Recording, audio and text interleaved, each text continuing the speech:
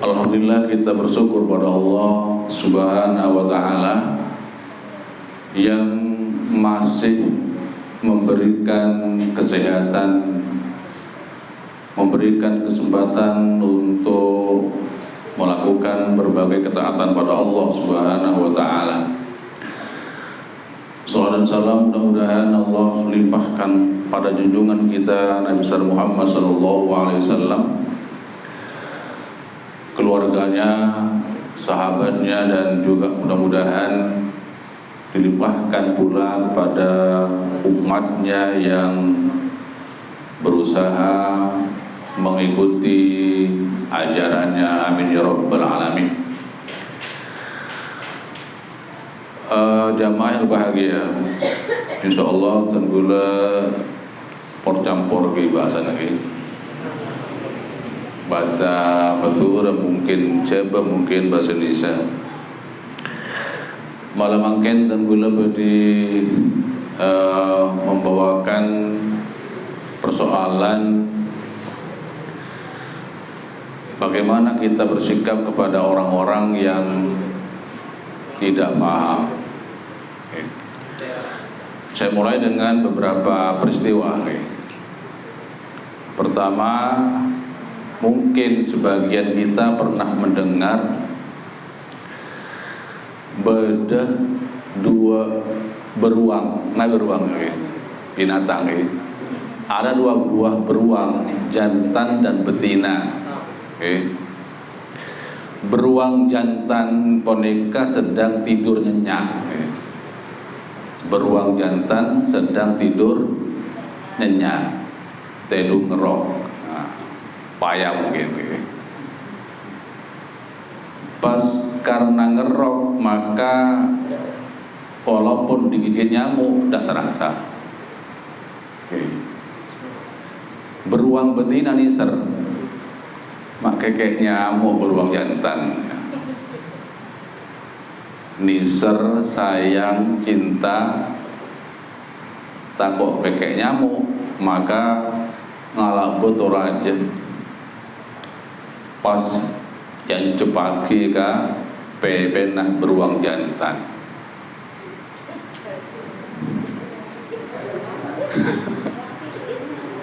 Ternyata nyamun buruk, beruang jantan mati. Neko dengan alasan sayang cinta dek beruang jantan, nyamuk sen ngekek nih kan. Sini ke peneko yang tembi buah betul aja, karena tak paham gitu, tak paham. Akhirnya mati beruang saya pakai. Mungkin juga demikian ketika ada seorang anak masih balita tidur dengan nyenyak, pas kekek nyamuk, ibu pas cepak. Itu okol gua aja malah rengin mati. Ternyata terjun anak kan ini kayak gini. Itu okol pak kisah ke anak bener nyamun mati kayak beben sakit. Nah, diko sayang pada anak cuma tak bisa ngira. Itu okol pok aja padahal keragun okol nyamuk. Nah, karena tak paham. Nomor dua, ini juga pada cerita tenggula penegak bodang ke tisa bodang. Pada kanca cerita ada seorang ayah berwasiat tang sampai rajariah kesangu pateh kebesaman pateh. Ketika ayah sudah meninggal, maka seluruh anaknya sepakat, sampai si raja sambeliyah kau budagiyah, karena tak paham dek wasiat orang tua. Kekuruan ini kau arena are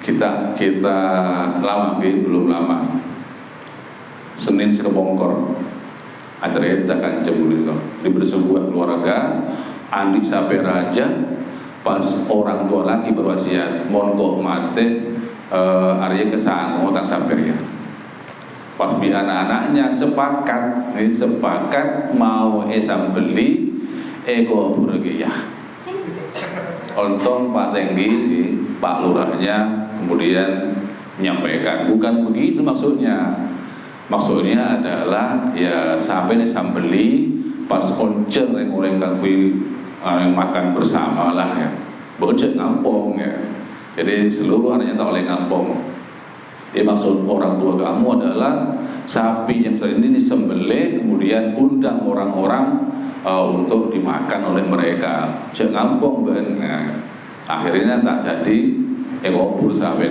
kenapa kok begitu karena tidak paham terhadap makna wasiat orang tuanya karena tak paham. Kemudian contoh yang ketiga ketika Nabi SAW bersama para sahabat datang masjid tiba-tiba ada datang orang gunung Arabi datang Arab gunung terus agemi nang pojok masjid akemi yang buat akemi nang pojok masjid kenapa kok begitu tidak paham tentang adab-adab masuk masjid tidak paham makanya kita perlu ngaji perlu belajar perlu bertanya diskusi maklum paham. Terus gimana sikap kita? Pertama adalah ketika Rasulullah SAW berdakwah ke Taif, nikah dengan tujuan banyak orang-orang Taif yang masuk Islam tujunas meninggal dengan harapan dengan tujuan mudah-mudahan banyak orang Taif yang masuk Islam ternyata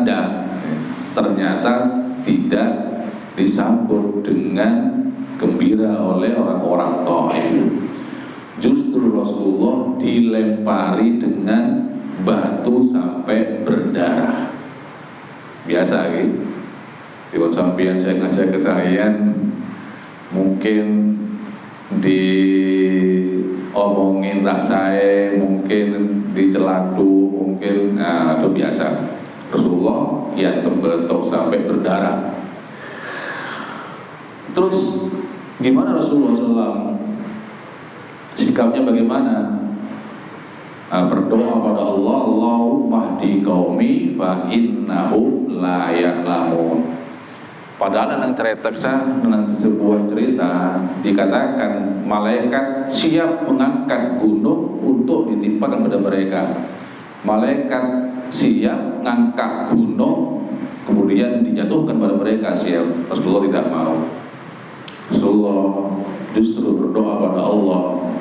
Allahumma hdi qaumi fa innahum la ya'lamun. Ya Allah, berilah mereka hidayah. Ya Allah, berilah mereka petunjuk ya Allah bimbinglah mereka bimbinglah hati mereka kenapa wa innahu la ya'lamun mereka berbuat seperti itu karena mereka tidak mengerti tidak paham terhadap tujuan dakwah Rasulullah SAW ini yang pertama jadi kalau ada anak kita ada murid kita, ada jamaah kita, ada bawaan kita mungkin yang ya tidak paham kemudian berbuat salah maka hendaknya kita ya minta pada Allah ya Allah bimbinglah dia ya Allah bimbinglah mereka ya Allah berilah hidayah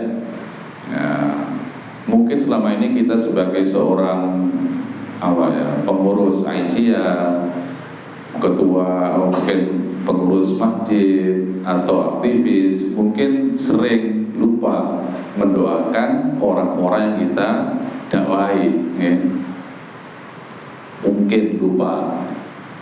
Perlu ya, bisa jadi dengan doa kita mereka menjadi lurus tingkah lakunya. Di Rasulullah mendoakan orang-orang Taif agar diberi hidayah oleh Allah. Itu perlu kita tiru. Misalnya di Bati tiap malam mendoakan, ya Allah jamaahku ya Allah ya. Mungkin nih kinten bermalam ya Allah, jamaah Rasulullah ya Allah berilah hidayah. Dan lain-lain. Mungkin di pagi tiap malam mendoakan anak-anak masjid Sebu Lempu. Jamaah yang bahagia. Kemudian yang kedua, ada seorang nabi yang ketika mengajak kaumnya untuk taat pada Allah itu dipukuli oleh kaumnya. Itu kolen, ya keroyok. Ada seorang nabi ketika berdakwah oleh kaumnya dipukuli, keroyok, itu kolen sampai berdarah. Itu sudah resiko dakwah. Ya. Oke, mungkin ada ibu guru, ya, ada ibu guru, mungkin muridnya hitungin, ya. Mungkin ada seorang ibu anaknya itu gelandoten, tajak golongan. Itu sudah, ya, memang seperti itu. Ada seorang nabi yang oleh umatnya dipukuli sampai berdarah. Dengan mengusap darah di pipinya, dia berdoa kepada Allah, Allahumma ighfir lahum fa innahum la ya'lamun. Allahumma ighfir lahum fa innahum la ya'lamun. Ya Allah, ampunilah mereka karena mereka memang belum paham. Mereka tidak mengerti. Mungkin guru, mungkin aktivis dakwah, ketika ada murid-muridnya yang katakanlah nakal, ya bisa kepada Allah, ya Allah ampuni mereka, mereka tidak mengerti. Ya, seperti Nabi ini. Ya. Kemudian yang ketiga adalah terkadang memang murid kita, jamaah kita, bawaan kita terkadang memang mengucapkan ucapan yang mengganggu, ucapan yang tidak enak dengar. Bagaimana sikap kita? Dalam Al-Quran Allah jelaskan di antara sifat hamba Allah yang soleh adalah wa idza khatabahumul jahiluna qalu salama. Di antara sifat hamba Allah yang soleh adalah kalau ada orang-orang bodoh bicaranya itu lekit di hati, mengganggu di hati, qalu salama, itu dijawab dengan jawaban, dengan ucapan yang salama, yang tidak mengandung unsur dosa. Di jawaban hamba Allah yang soleh, kalau ada orang bodoh yang mengganggu dengan ucapannya, maka ucapannya adalah ucapan yang tidak mengandung dosa. Manter betrajo, ya, manter lancarana, manter lulusan. Sebagai orang tua, sebagai guru, sebagai aktivis, barangkali tidak perlu kita katakan mohon beda anak kita bisa pancen goblok bejo dengan apa itu merendahkan, membuat don anak kita. Pancen goblok betole kor enggak babaan bapaknya tanya kaki lek kan.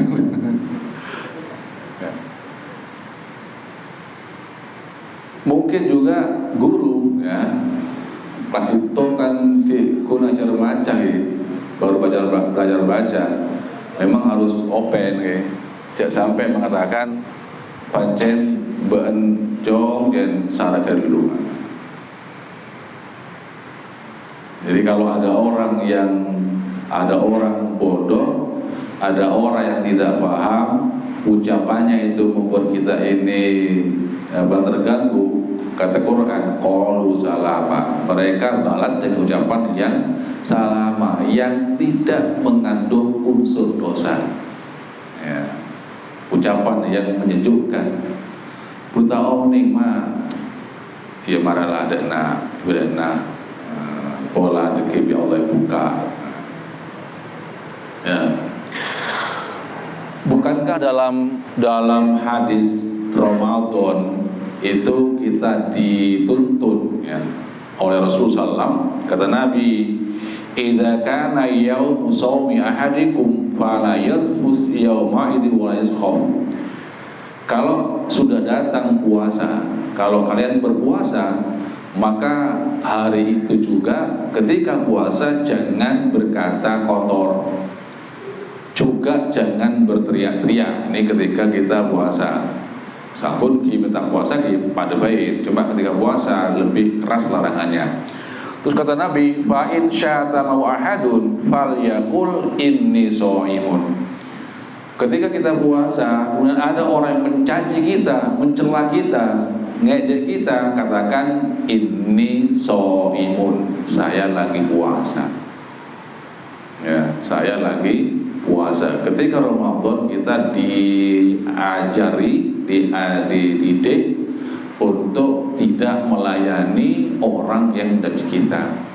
Demikian juga di luar Ramadan, sebagai hamba Allah yang soleh, kata Quran, kalau ada orang bodoh yang berkata yang menyakitkan, maka berilah jawaban dengan jawaban yang tidak mengandung dosa, dengan jawaban yang lebih baik. Kemudian yang terakhir, derma sikap Rasulullah ketika ada orang yang kencing di masjid. Derma sikap Nabi. Nah, para sahabat itu menegur dengan keras. Ya, tak boleh. Para sahabat menegur, tapi Rasulullah justru melarang sahabat bersikap keras pada orang yang kencing ini. Di bedereng agemin yang masjid, para sahabat menegur dengan keras ya. Tapi oleh Nabi, sahabat dilarang menegur dengan keras. Tina kelun ya. Da'uhu, biarkan dia, kata Nabi. Da'uhu, biarkan dia. Sampai mare agami. Mun berapa agami pas larang tuh guru kata bacar kajian kami. Oke yus. Mun berapa agami tak mare pas larang kenapa guru kata bacar kajian. Maka Nabi biarkan sampai selesai kencing di pojok masjid, sampai selesai. Nah, setelah selesai, Nabi katakan pada sahabat, ngalaki setimba air, ambilkan setimba air, kata Nabi. Setelah ada setimba air, kemudian oleh Nabi disiram ya. Jadi Nabi melarang sahabat menegur dengan keras ya, menegur dengan keras, pertama. Yang kedua, Nabi biarkan sampai selesai kencingnya. Yang ketiga, setelah selesai, Nabi nyuruh sahabat untuk mengambil setimba air. Kemudian oleh Nabi dituang, disiramkan pada kencingnya itu. Tidak hanya itu, kemudian setelah selesai semuanya, Nabi katakan, Nabi ajari, inna hadhil masajid la taslu li syai'in min hadzal bauli walal qadari. Masjid ini tidak layak untuk kencing, tidak layak untuk tempat kencing, juga tidak layak untuk tempat kotoran. Masjid ini tidak boleh dijadikan tempat kencing, juga tempat kotoran lain. Berbeda kotoran lain di samoen, samoen. Berbeda buceng buat, berbeda buceng buat. Kemudian kata Nabi, inna mahiya li dzikrillah. Saungkuna masjid ini adalah untuk zikrullah, kangkui engak ka Allah, kangkui salat, li dzikrillah, untuk mengingat Allah Subhanahu wa taala, termasuk salat, wa qiraatil Quran, dan untuk membaca Al-Quran. Nah, inilah Rasulullah SAW. Jadi pertama adalah bersikap lembut terhadap orang yang kencing, karena dia memang tidak tahu, tidak tahu hukum kencing di masjid. Bersikap lemah lembut terhadap orang yang masih bodoh. Kemudian yang kedua, Nabi ajari, setelah selesai kencing, dia ambilkan setimba air, kemudian disiramkan pada kencing tadi, karena najis. Yang ketiga, Nabi masukkan pelajaran bahwa masjid ini adalah tidak layak untuk dijadikan tempat kencing, juga tidak layak untuk kotoran. Masjid inilah untuk mengingat Allah, juga untuk membaca Al-Quran. Inilah diantara sikap-sikap yang perlu kita contoh dari Nabi SAW. Pertama adalah kalau ada orang yang bodoh, orang yang tidak paham, maka pertama kita minta kepada Allah, ya Allah, berilah mereka hidayah, berilah mereka bimbingan, berilah mereka petunjuk. Satu. Yang kedua, ya Allah, ampunilah mereka.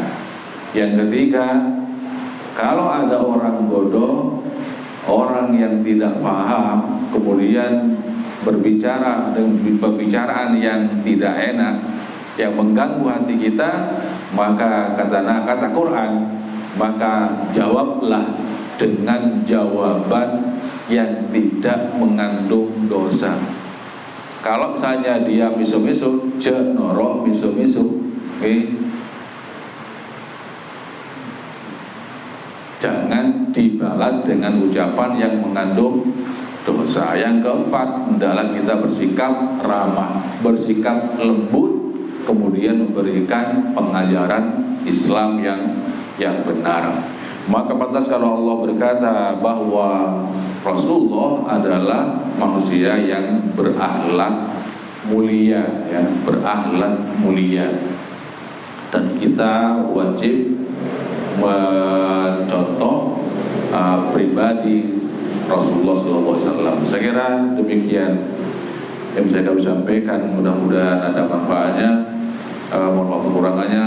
Assalamualaikum warahmatullahi wabarakatuh.